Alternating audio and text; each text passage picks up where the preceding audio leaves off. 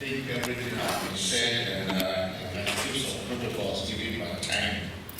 I know Prof will give our protocols. Our address was Chairman of the and so Chairman of NDPC, you can parasite when I address my Chairman.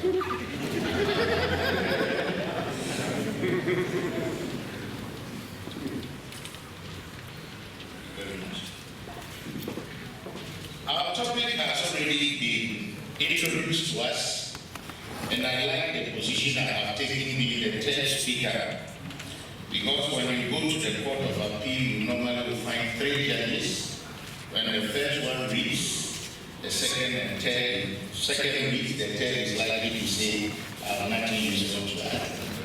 So can we take it for granted we are done for the evening? But the way Prof is waiting to listen to me and mark my work, I have to continue talking.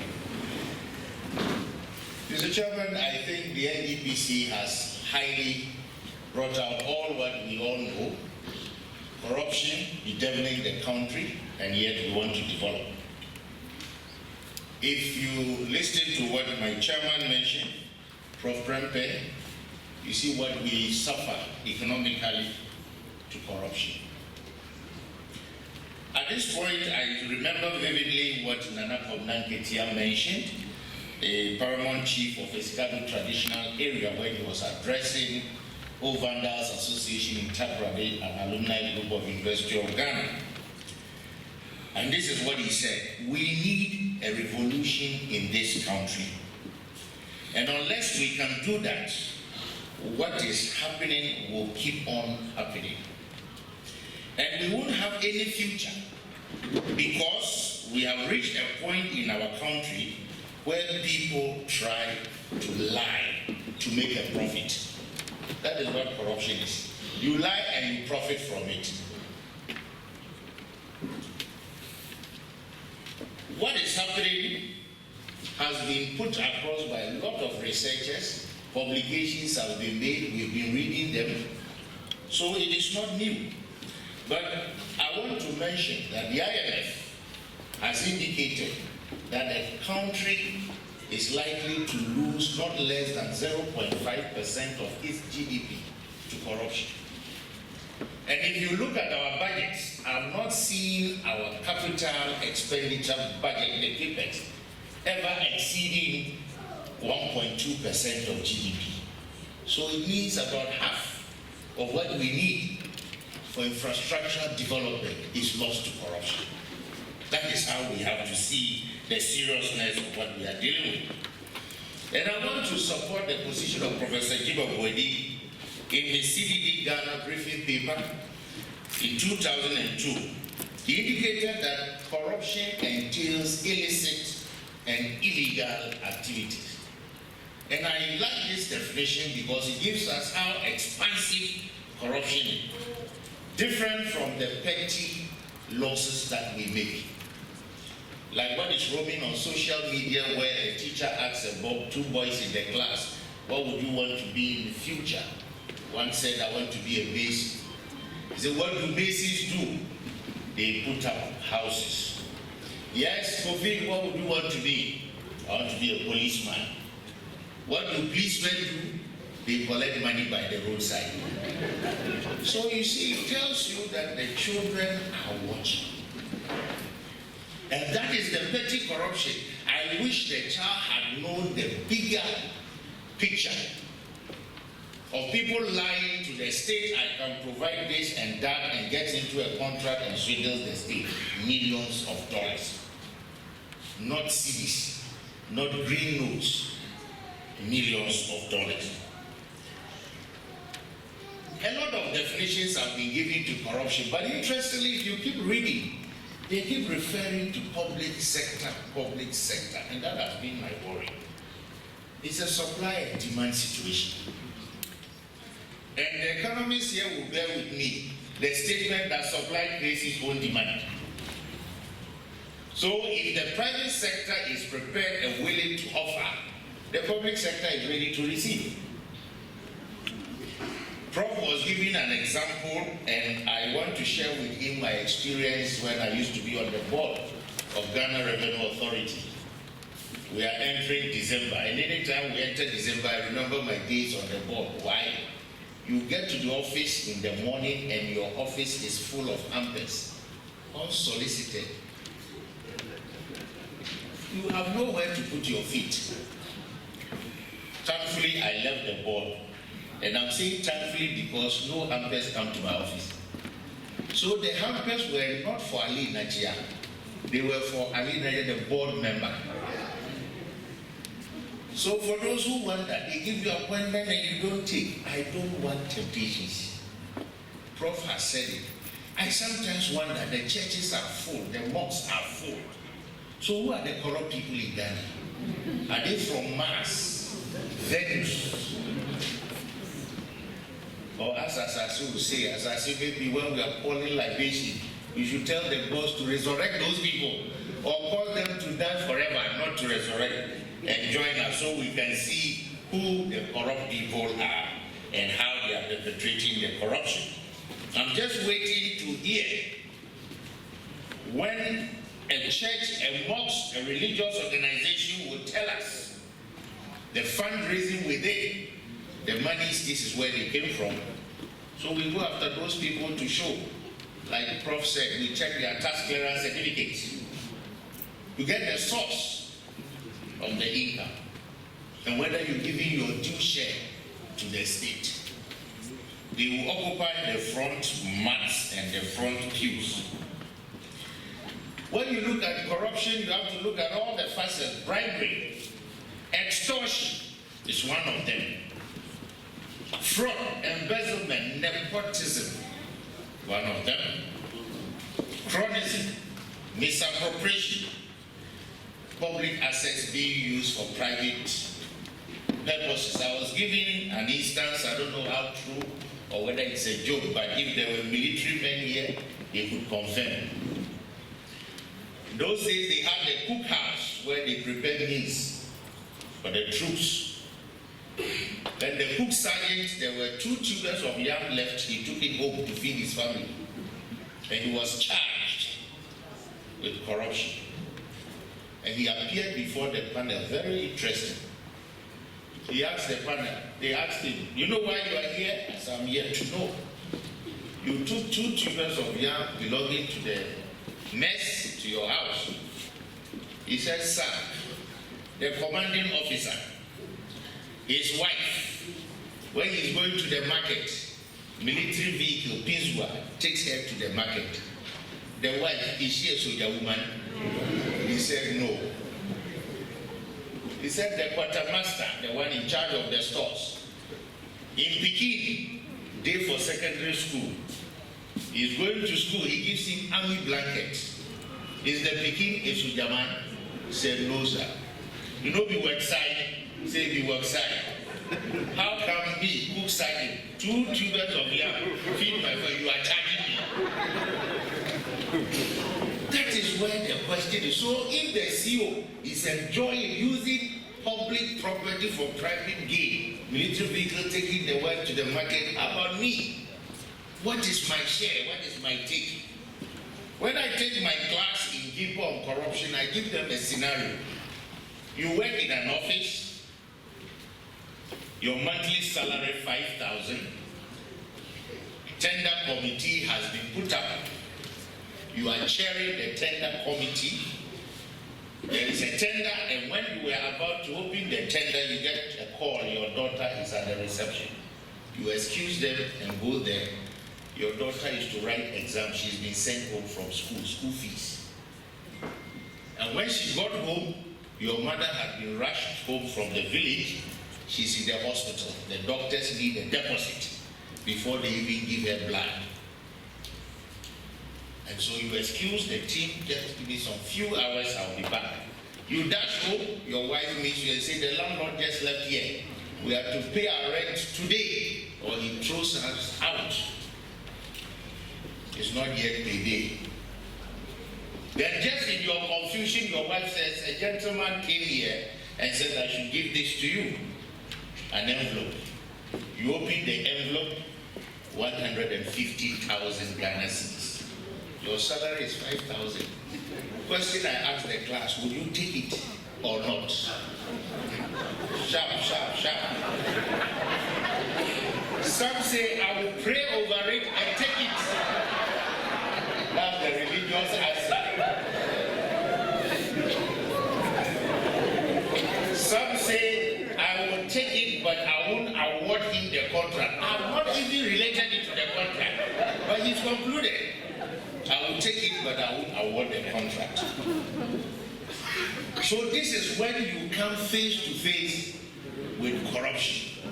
So it's easy to talk about it. When you come face to face, then what Prof mentioned as the tenets they have to sign to, integrity, moral integrity. That is where it will be tested. If you take a paper that I read from Hedelheimer and Johnston in their book entitled Political Corruption, Concepts and Context, they classify corruption into the following: misuse of public office for private gain; 2, inappropriate exchange of money or favors for undue influence or power; and 3, violations of public interest or norms of behavior for special advantages or self-serving purposes.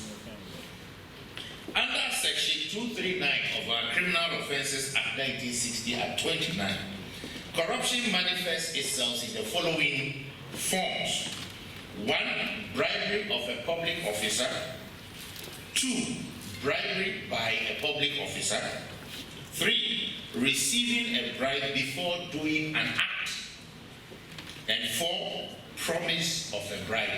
What I like about our definition in Section 239 of our Criminal Offences Act is that it handles the situation of supply and demand. Because the giver is as guilty as the recipient. So why are we not hearing when the prosecution or the investigation starts, why don't we bring in the private sector? Let's see them.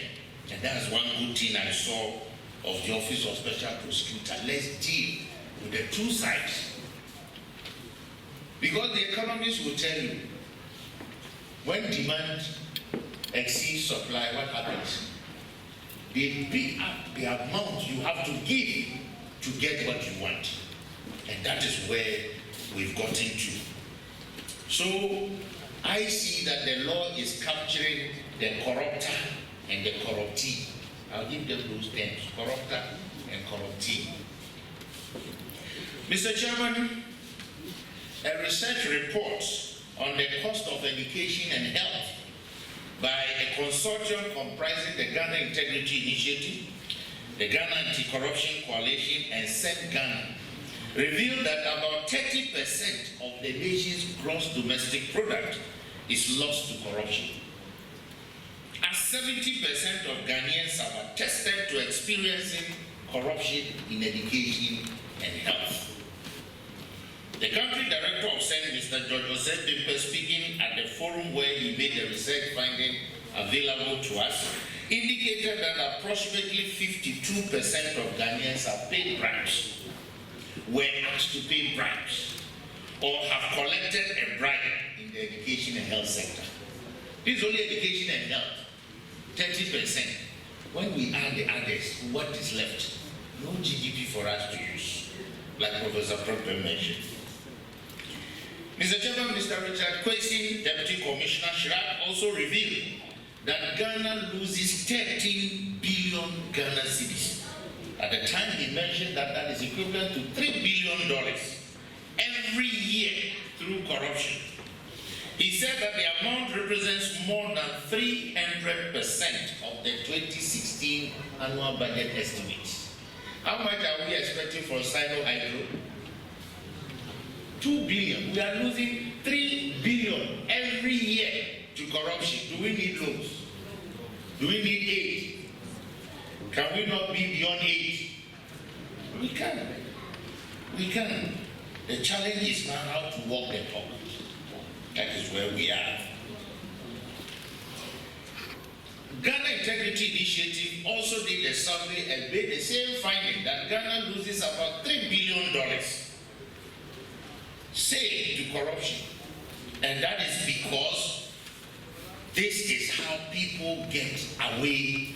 No punishment, no blacklisting. In fact, if we get the suppliers, I thought they should be blacklisted from ever getting any contract or executing any projects in this country.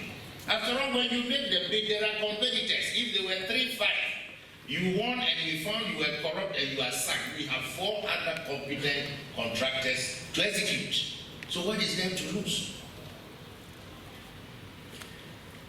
Prof mentioned it, that corruption is obviously going to retard growth, good governance, and the ability for us to provide public services.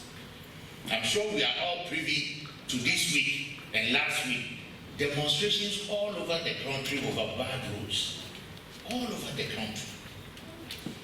And then we watched the documentary on Sunday, repeated Monday morning, Joy News, the rice that has been produced and stacked up there, up north. We can't process. We have enough of such money from corruption to have put up the rice mills we needed, made it exportable, and then we feed ourselves and export. According to the 2018 Corruption Perception Index reported by Transparency International, Ghana is the 78th least corrupt nation out of 175 countries.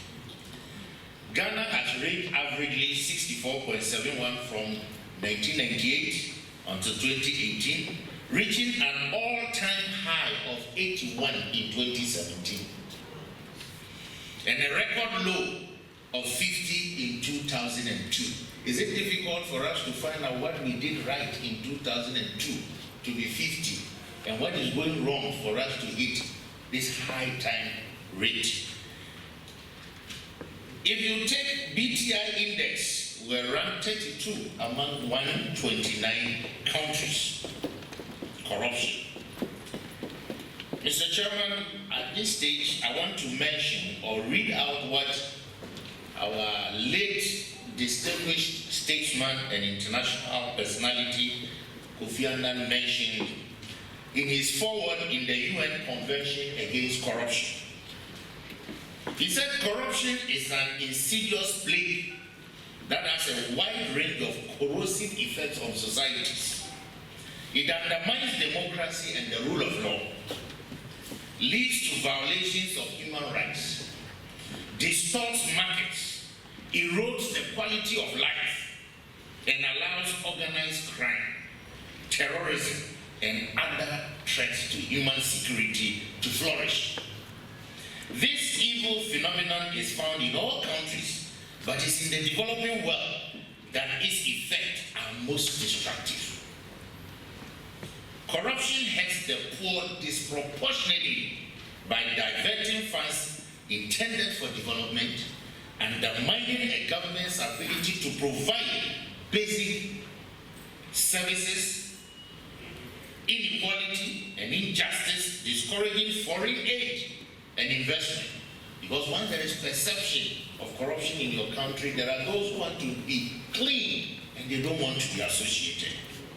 Corruption is a key element in economic underperformance and a major obstacle to poverty alleviation and development.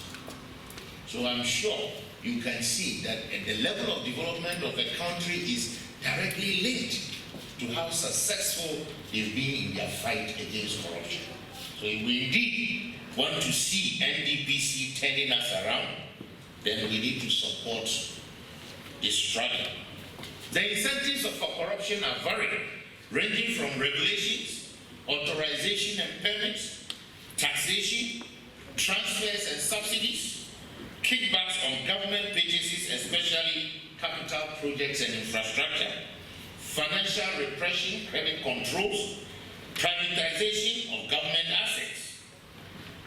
In the work of Mensa, Abuaje, Ado, and Wache in 2003 on the topic Corporate Governance and Corruption in Ghana, Empirical Findings and Policy Implication, this is how they summarize the conditions that lead to the demand side of corruption. They said administration of government regulations, example, issuance of licenses and permits, control over government procurement, control over hiring, promotion, and firing of civil servants, control over access to public services and resources, control over auditing and tax administration, poor supervision, over politicization of the public service, and not least, poor remuneration and lack of incentives. Just as you heard of the cook sergeant who had to help himself, if the supply was for everybody in a fair manner, if his salary was enough to buy his own yacht, I'm sure we could resolve that. On the supply side, they indicated that supply side corruption is driven by rent-seeking entrepreneurs seeking to exploit political influence to their benefit. Business organizations and their officials influence public officials to make decisions that are more favorable to them than to the general body of the citizenry. Such influences may be monetary or non-monetary and can take the form of, and this is what I love, political campaign contributions. And we are getting there, we are entering next year, and there will be that full glare. I'm sure anti-corruption organizations and institutions must be on the watch out.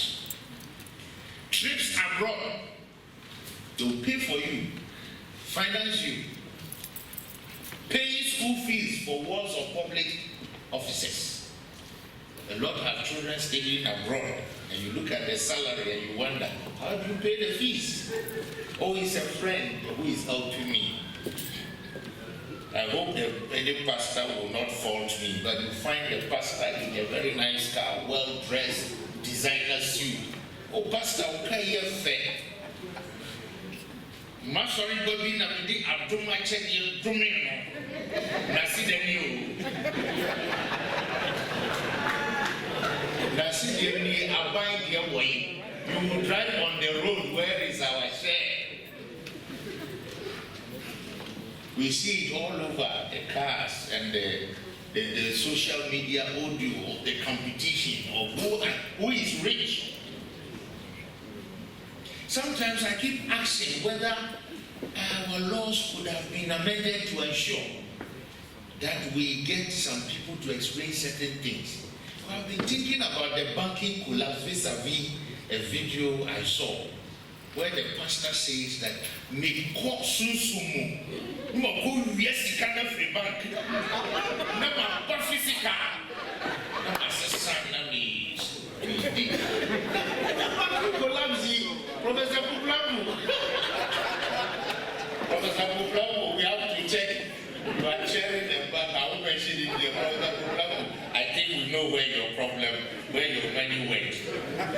But Professor Ade, Chairman NDPC, you may have to see how we can check. We have to also make sure we get that spiritual protection of the backbones. Hallelujah.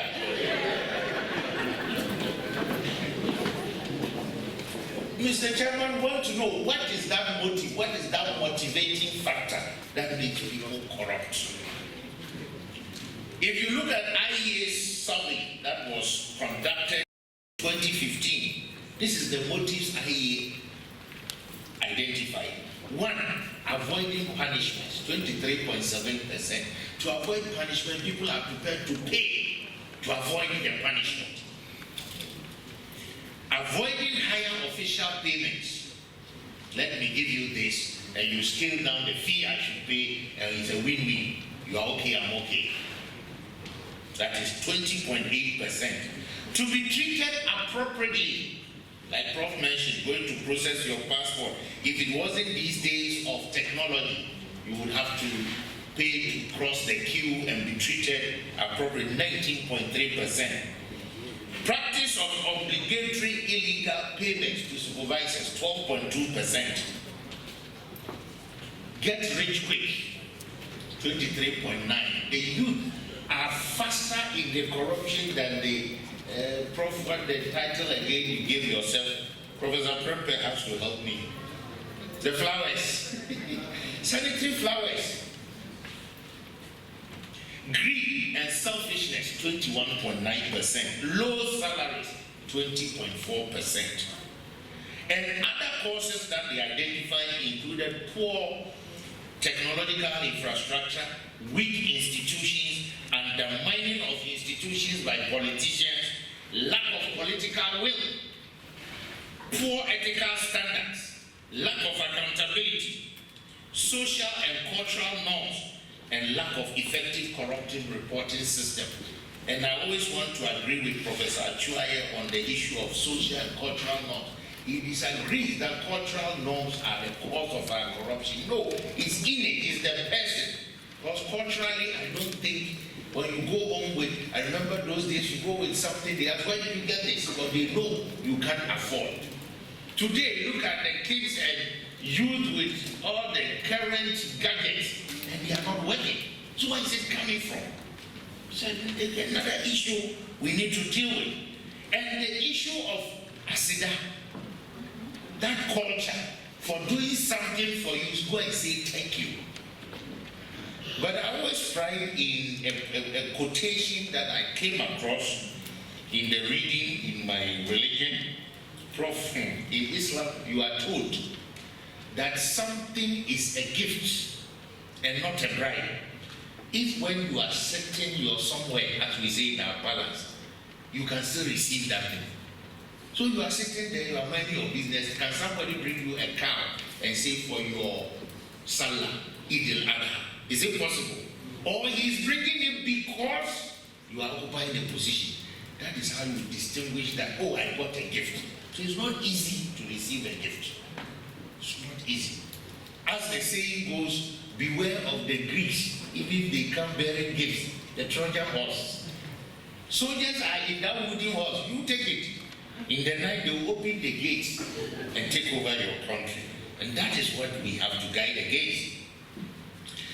Mr. Chairman, over the years, it's not as if nothing has been done, a lot has been done, but we are still where we are.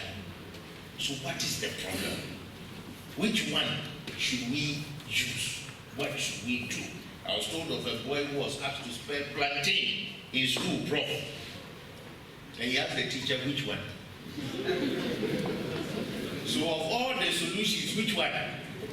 And the teacher said, my friend, spell plantain. So teacher, make you know vex. You see, when it is ripe and the fruit is cocoa, when they cut it into pieces and fry, it's kelly. When they roast it dry, is kofi brokman. Which one do you want to make us spell? So the question is, if we have gone through all these measures, which one? I remember one of the elders in my old students association said he would attend my lecture if only one of the solutions I would proffer is the shooting range. And I said, senior, we've done it before. We've shot people, seized their property, but here we are. So we have done a lot. One, we have been appealing to religious bodies to exhort the citizens. We have executed corrupt persons. We have confiscated corruptly acquired properties in this country. Strengthening and setting up of institutions, the police, SHRAG, Auditor General's Department, YOCO, Office of Special Prosecutor, developing National Anti-Corruption Action Plan, Public Procurement Authority. We thought it was going to solve all the problems of procurement, but we are still there, sole sourcing. We are still there. Indeed, if you go to the legislative front, Chairman had more than enough. In fact, the 1992 Constitution and Article 35(8) provides that the state shall take steps to eradicate corrupt practices and abuse of power. Constitution, the groom norm, the basic law of the land, has said this, but we are still there. Article 37(1) also provides that the state shall endeavor to secure and protect a social order founded on the ideals and principles of freedom, equality, justice, probity, accountability, just mention ability.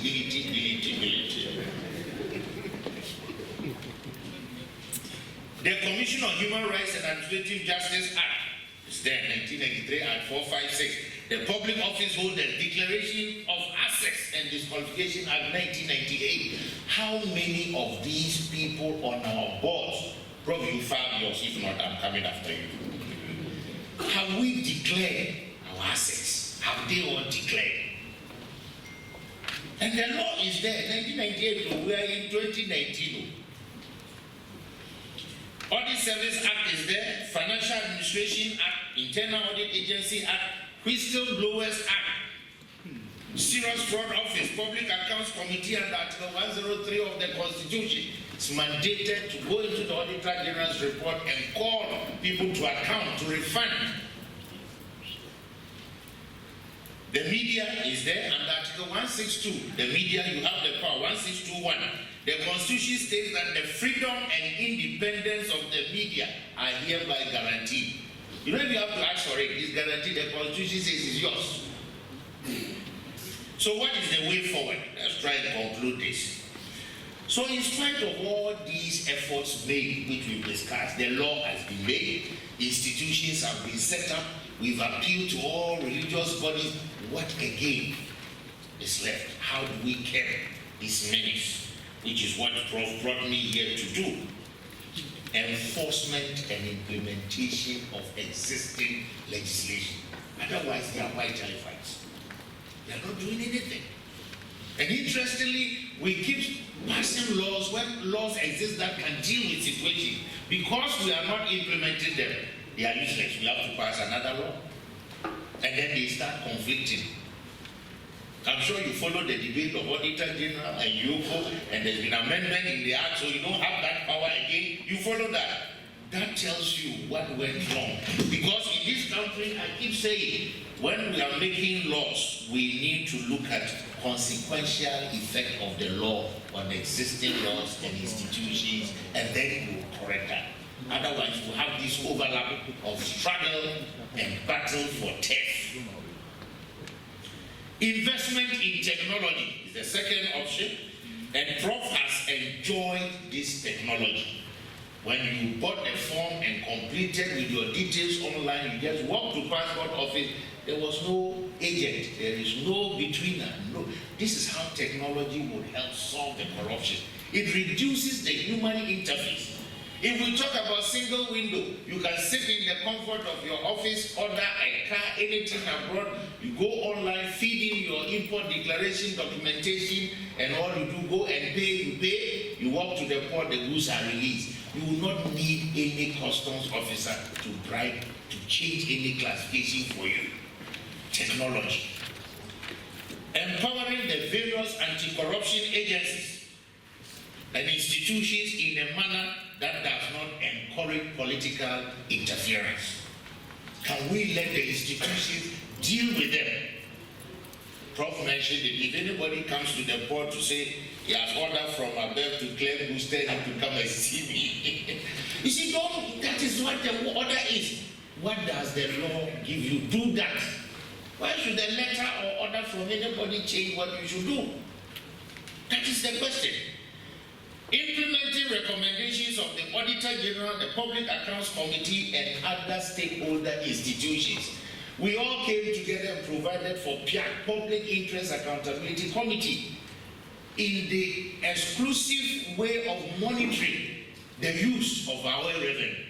They come out with reports, we rubbish it. Why did we set it up? And you should see the composition. Every facet of the economy is there. Religious bodies are represented, media, civil society, name them. Bar association, everybody is in PIAC.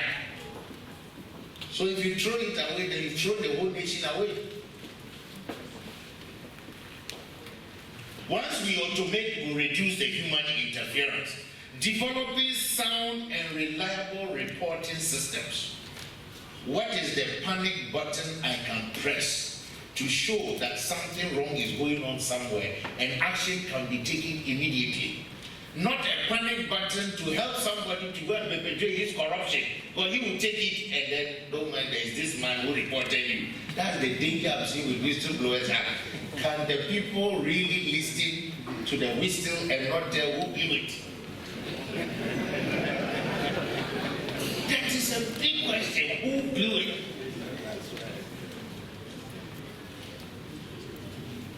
So, Prof, in your area of trying to mobilize revenue, you need to be protective. Because people have the information, data on that, but the protection is their worry. Sensitizing society as to the dire effects of corruption.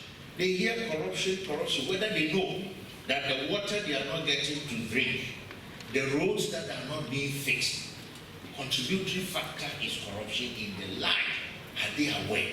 And would they help us stop it? Making corruption unattractive by punishing even party faithful and persons in power. We have always said it, let's fry some big fish.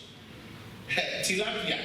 You touch the herrings and wahala. How much more tilapia? The day some big tilapia, I think can feed all of us. But that money will be gargantuan. So how do we make it unattractive? We had all the reports, videos and investigation on reports by MENACE, Azuri, from my good friend Anas, Arabia, Anas, all these investigations, and even more have come up. What their names are not known, but more that are coming of late are not even there. But what do we do? Otherwise it doesn't help. Because if anybody has information and if he reports it doesn't get anywhere, then he better joins the corruption train and be sorted out. He can also enjoy the good life and not risk his life. Transformational leadership. Transformational leadership. How can we get it? Anytime you try to talk about transformational leadership using the example of Rwanda, and they don't have democracy. Please, are they transforming or not? That is my worry. Are they transforming or not? So we need to show leadership by example. Let's chop off. Prof, I know you say I'm too mosaic, but I love mosaic law. Because if we read, I know the pastors and religious will fight me, but Jesus came to fulfill the law, not to abolish it. So I love Old Testament. Right? You don't agree? Old Testament. Leadership. We are talking about leadership because we have to start with house cleaning. If you want to fix your house, you start at the roof. You fix the roof. Cause no leakage. Then you start doing the other things. But if you start doing your concrete works and it rains, it will wash out the concrete. Back to square one. Credibility. If we want to be successful, the offenders both on the demand and supply side, we have to deal with them. If you deal with one side, you leave other person to continue perpetrating. And that is why it should be a two-pronged approach. And we need to involve the people. We need conscientization. I think that one of the biggest challenges we have, mindset. I happened to be at a conference and I was asking somebody from Rwanda, how could you do what you people are doing? He said, it is the mindset. Why did he say that? He said, now we don't see ourselves as Hutu and Tutsi. We are Rwandese. Finished. But come home. Achuabanga. Never started it. Getting a wrong. Amazon, I'm from Jacobia, Amazon, another fashion. Mindset. How can we know that? Well, we know innately what we are doing is wrong. But because we will not be punished, we'll do it. That is where our problem is. Responsible press, in as much as the media has that protection under the Constitution, we expect that the media will be able to gather, analyze, organize, present and disseminate the information that is credible. Not to send us on a wild goose chase. We want credible. They have a challenge when we say corruption is a perception, it's a perception. It's a perception. Prof. Yanka said, the word when you should have got why the perception means it is happening somewhere. But what doesn't happen to you is perception. The one who paid the bribe has felt it. You are assisting the same perception.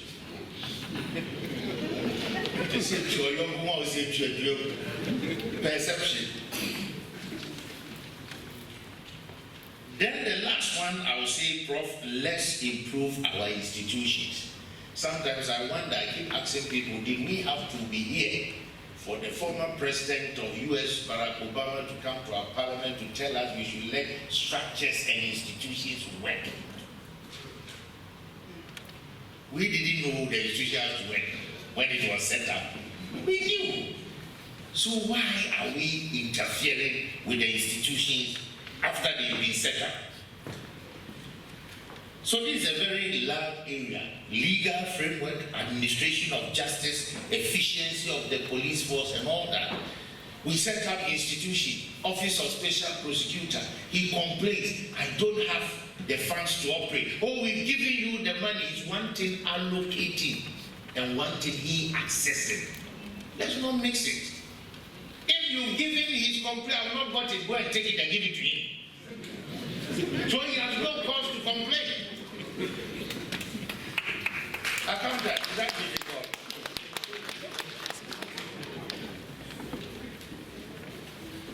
Well, I remember those days in Gimpa, if it was Prof, then he will walk to you and take the money anyway. Prof, Mr. Chairman, I want to conclude with a quote of Professor Chwaye's statement in the write-up he did, The Roots of Corruption, the Ghanaian Enquiry Revisited. He quoted David Cameron's statement in May 2016 at an anti-corruption summit held in London, and this is what David Cameron said: the battle against corruption will not be won overnight. It will take time, courage, and determination to deliver the reforms that are necessary. Together, we will push the fight against corruption to the top of the international agenda where it belongs. I want to adopt this by saying, in our case, we need to push the fight against corruption to the top of the national agenda where it belongs. Hence, this development forum, very important, very timely, and thank you, National Development, for this opportunity. Thank you very much.